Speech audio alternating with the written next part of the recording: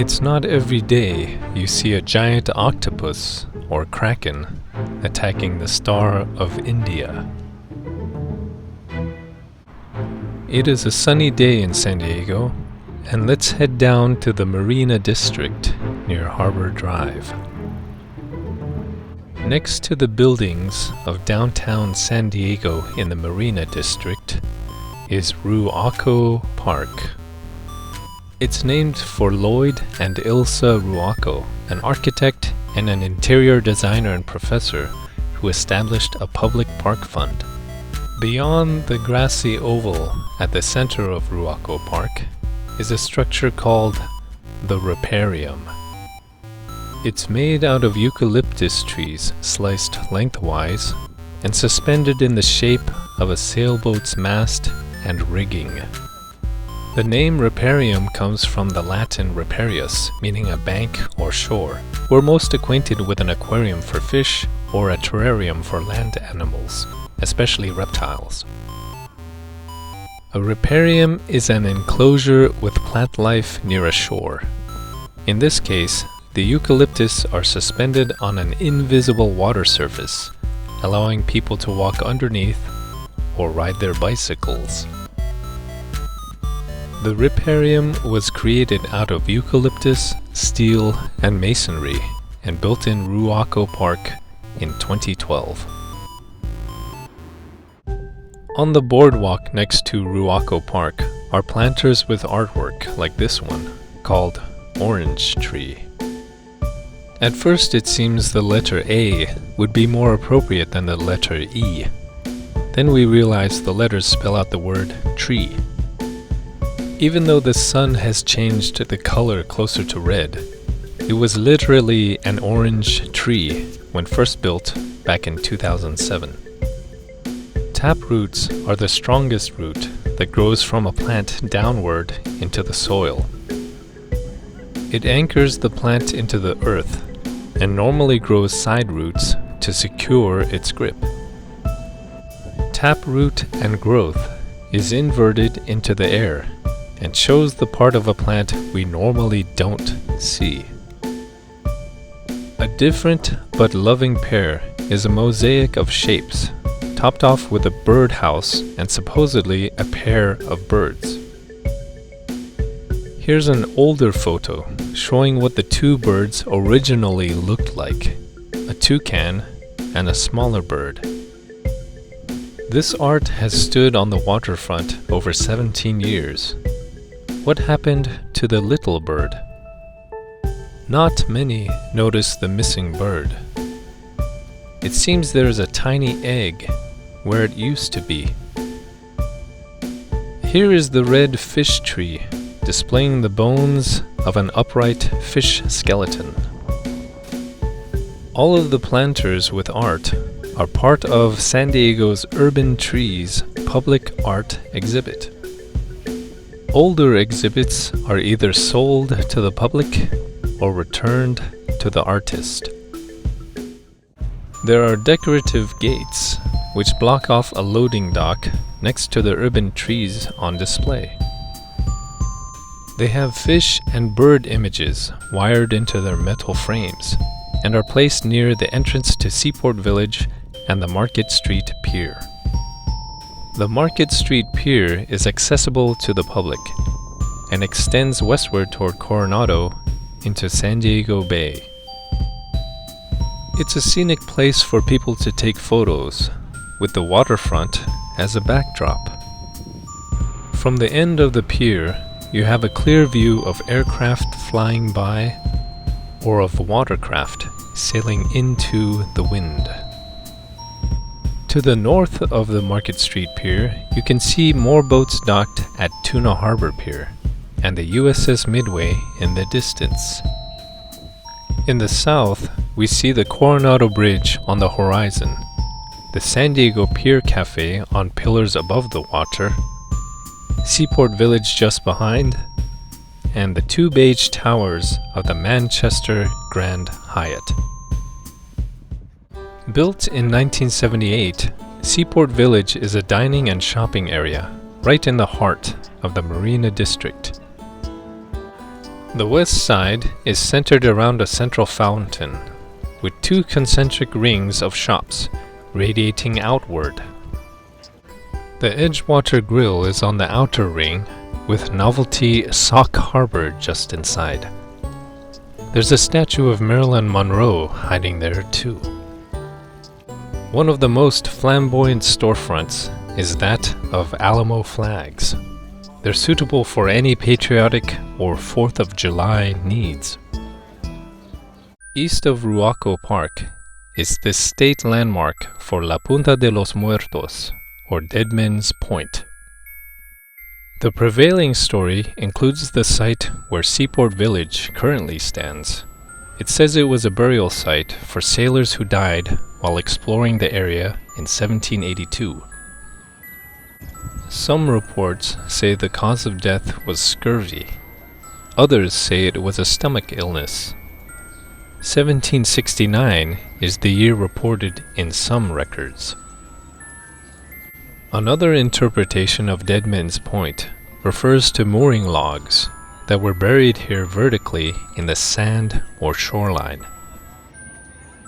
These logs were called dead men, and ships could temporarily secure themselves with mooring lines when sailing into dock. One thing is for sure, finding the truth in history is sometimes vague, and it's up to each of us to decide whether or not to believe what we discover. Here's a fountain with a woman standing on a fish and pouring water. Did you ever wonder why we make wishes at fountains, or why we throw in coins? In ancient civilizations, a source of clean water was precious, perhaps as precious as money, and people would throw in coins as an offering to their deities or gods to show their appreciation for the life-giving water. Over the years, it morphed into a prayer or request for health, luck, or granting of wishes. Even members of the G20 threw in a coin at Rome's famous Trevi Fountain. In Seaport Village, we see this little girl say her wish and throw her coin into the fountain. Let's hope her wish comes true. In the northwest of Seaport Village is the historic Loof Carousel built in New York in 1895. It began operating at Fair Park in Dallas, Texas, where it then moved to Santa Monica, California, Spanaway, Washington, Portland, Oregon, Columbus, Ohio, Burbank, California, and finally here in Seaport Village in 2004. In 2010, Seaport Village held a 30th anniversary contest to see who could ride 30 hours non-stop on the carousel for the grand prize of $10,000. With 1 hour to go, 13 of the 30 riders remained. A trivia quiz was held to determine the winner. It seems easier on the stomach to stick with the traditional brass ring game found on carousels like the one in Balboa Park. The quality and craftsmanship of this carved chariot show how much attention to detail Charles Loof put into his carousel creations. Morning, or Morning Statue, is a sculpture produced by Donal Horde, the same artist who created the Guardian of Water in front of the San Diego County Administration Building. This statue shows a man waking in the morning and stretching, possibly before a day of exercise or physical labor. There are kites sold around this area of the Marina Park, and you can see their shadows moving to and fro on the ground. The statue certainly has a panoramic view of Seaport Village to the right, and Coronado Island just past the sailboats floating across the San Diego Bay. Morning Statue was kept at the artist's residence until it was acquired by the Port of San Diego in 1983. Nearby is a memorial for merchant marines who have lost their lives at sea. Merchant marines are civilians who transport cargo or passengers through domestic or international waters. Many of them live at sea for extended periods, and the job can be inherently dangerous due to storms, fire, slips, or collisions while being isolated at sea. From the Marina Park North, we can see ships sailing across San Diego Bay, including a chartered Triton catamaran, which, coincidentally, bears the name of the UCSD's mascot. The Marriott Marquis, with its recognizable convex and concave buildings, is behind the gentle hills and trees on Marina Park North. The Maritime Museum has a swift boat that takes guests on a 75-minute tour. It's the only active swift boat in the country that carries passengers. The Marina Park North runs parallel to the mainland to present an impressive view of downtown San Diego along the ships docked in their berths. We can see the San Diego Convention Center and the Rady Shell at Jacobs Park. When standing at the water's edge between Marina Park North and South, there is a better view of the Rady Shell with the Coronado Bridge in the distance. The two towers of the Manchester Grand Hyatt dwarf the people below on their paddleboards. It looks like a peaceful way to move across the water. The Cityfront Terrace off West Harbor Drive houses private residences with an upscale and classy architectural design. It fits in very well with the palm trees lining Harbor Drive. Let's see how things look from the Marina District Boardwalk, which runs right next to the Marriott Marquis. The Manchester Grand Hyatt and the Marriott Marquis are the largest hotels right next to the marina. The 25-story towers of the Marquis have over 1,300 rooms. Between the Marquis towers is this round structure that looks like a generic UFO from space. It's actually Roy's San Diego restaurant, with a shape that provides sweeping scenes of the marina and San Diego Bay. Many yachts of various sizes and styles are docked here, next to the boardwalk. When we look past the boats to Marina Park South, we see the Rady Shell at Jacobs Park. It debuted in August of 2021 as the San Diego Symphony's outdoor venue on Marina Park South. Like many artistic endeavors, it must be supported by an audience. The donor appreciation wall shows the sponsors of the Rady Shell. It serves as a permanent location for concerts and events, unlike its predecessor, which was a temporary sound stage. The design of the shell and its sound engineering have created a state-of-the-art acoustic environment to match the standards of indoor concert halls. The seating area for the audience is slightly sloped to allow a clearer view of the stage. The Rady Shell can accommodate up to 10,000 guests. Large screens are on either side of the sound stage to bring the audience closer to the performers. Guests in the marina section will have the best view of the performers. From here, we can see how the speaker arrays and lighting systems are arranged too. There are sound towers surrounding the audience to match the delay of sound from the stage and reinforce it to create an enjoyable audio experience for those seated further from the shell. To the side of the shell, we can see food being prepared for an event. The shell has 3 kitchens, backstage spaces for the artists, and underground restrooms. A walkway runs around the back of the Rady Shell and is open to the public for walking, running, or riding one of the many pedicabs around Marina Park South. Here's the view looking north and northwest from the back of the shell. We see kayakers heading through the channel past the edge of Marina Park North, where we stood before. The walkway wraps around to give us a view of the San Diego Bay, with Coronado Bridge coming up from the mainland and descending toward the island.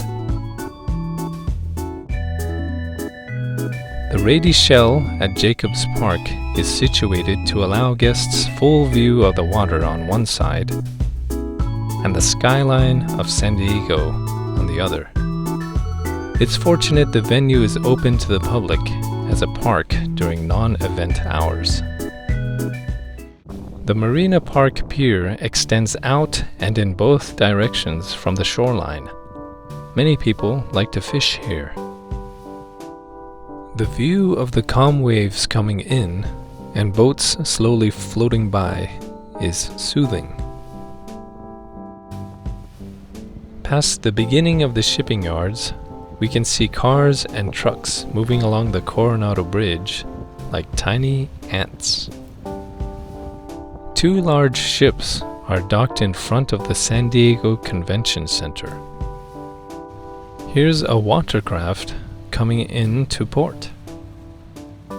You can see how it compares in size with the two behind. So many vessels are docked in front of the convention center. You see how it fits in with its signature sail canopies. Although most of the craft docked here use engines instead of sails. The San Diego Convention Center was completed in 1989 and sits near the middle of the Marina District. It has over 615,000 square feet of floor space and hosts the annual Comic-Con International at the end of July. Up the stairs on the side near the boardwalk is a sculpture that looks like a flame made out of metal. The Flame of Friendship was presented from Mexico to San Diego as a gesture of goodwill. It's made out of polished stainless steel and stands close to 21 feet in height. The flame is prominently displayed on the Convention Center's terrace overlooking Marina Park South and the Rady Shell at Jacobs Park. Here is one of the outdoor archways next to the Sales Pavilion on the top floor of the Convention Center. You'll see arches, circles, and triangular shapes throughout its design.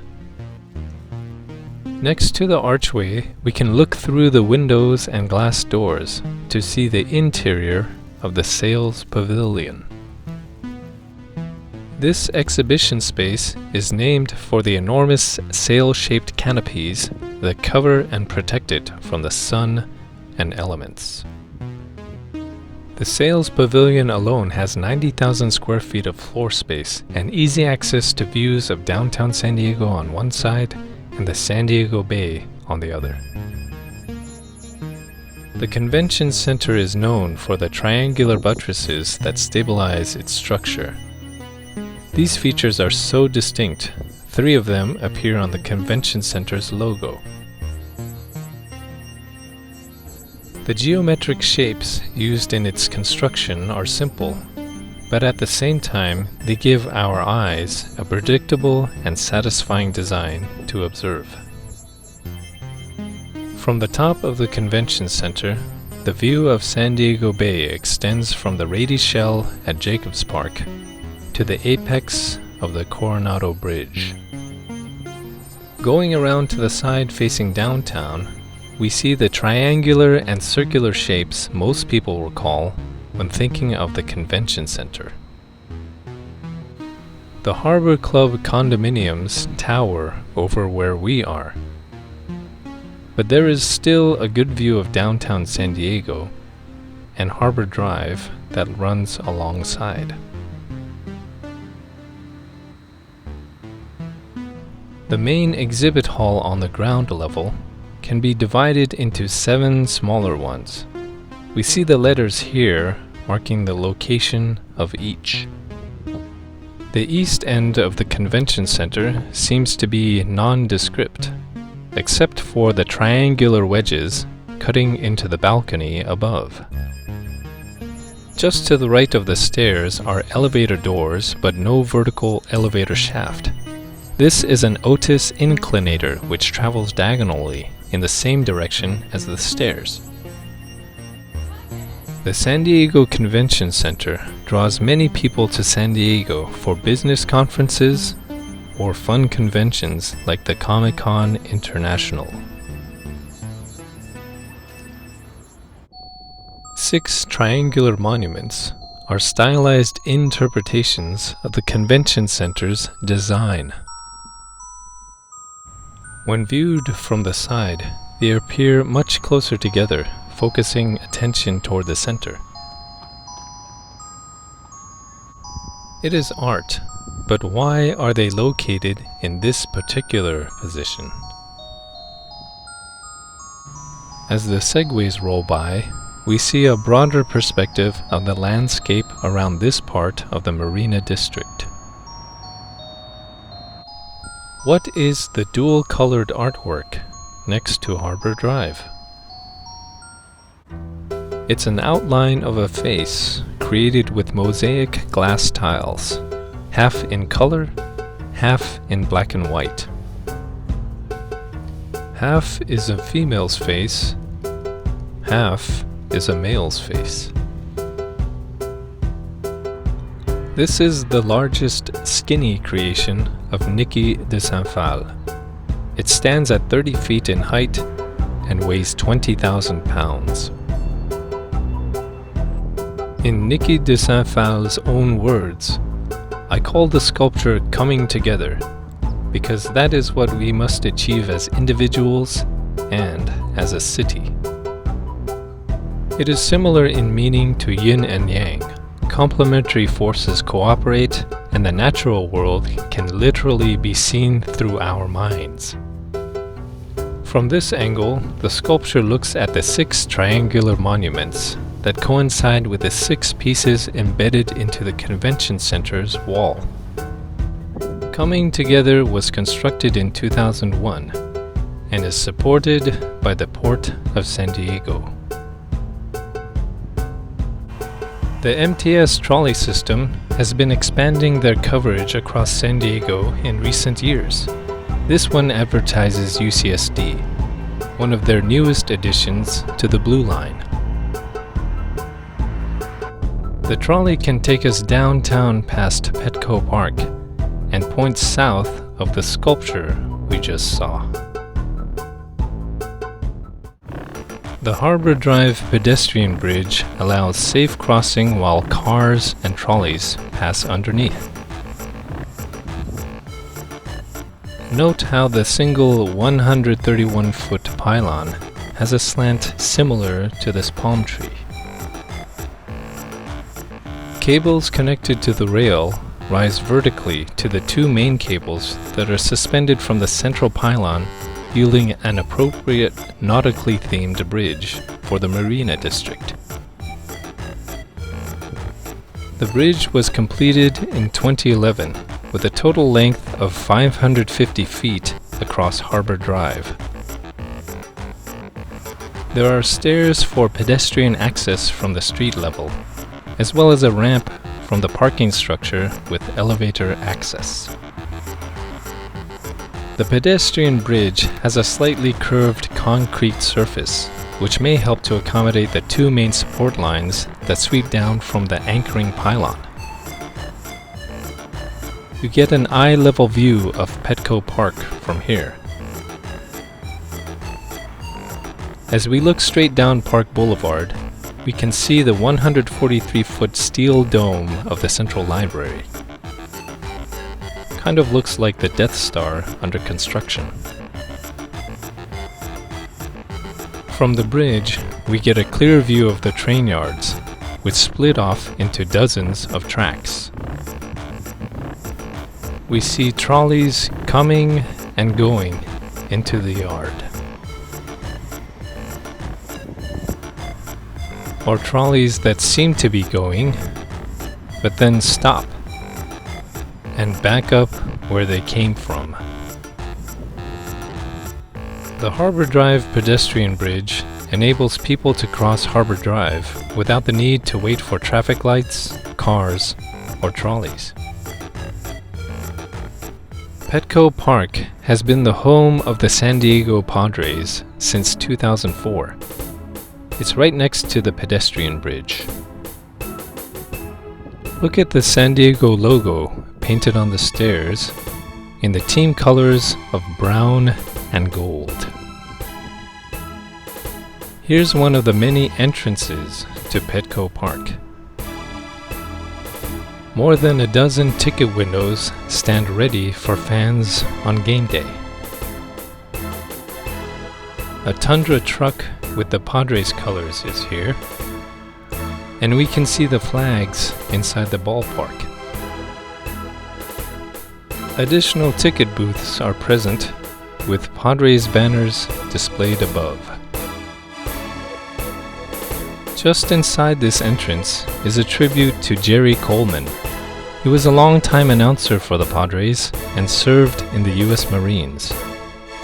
If you'd like to learn more, search for and watch the San Diego review of the Air and Space Museum Part 3 after this one. Gallagher Square is just north of Petco Park. It's well maintained and is a place for families to gather and enjoy the games. They even have a stage set up for outdoor concerts in the park, right by the mini Little League field. The Marina District has a combination of nature and architecture to explore and appreciate. Stop by and see what you can discover. If you enjoyed this video, help this channel grow. Please like, share, and subscribe. Thanks for watching San Diego Review.